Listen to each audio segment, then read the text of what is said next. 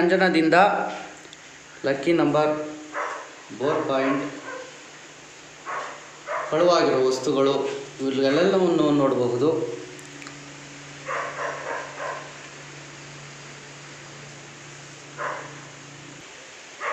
ನಿಮಗೆ ಯಾರಾದರೂ ಮಾಟ ಮಂತ್ರನ ಮಾಡಿದರೂ ಸಹ ಈ ಅಂಜನದಿಂದ ನೋಡಿ ಹೇಳಬಹುದು.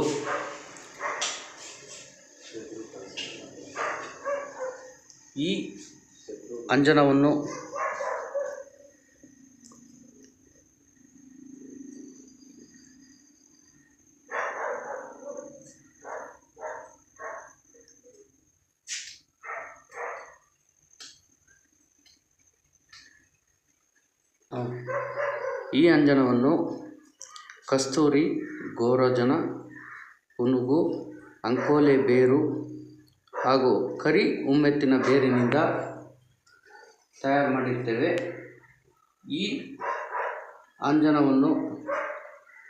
ಈ ಅಂಜನದಿಂದ ಎಲ್ಲವನ್ನು ನೋಡಬಹುದು. ಈ ಅಂಜನದಲ್ಲಿ ಲಕ್ಕಿ ನಂಬರ್,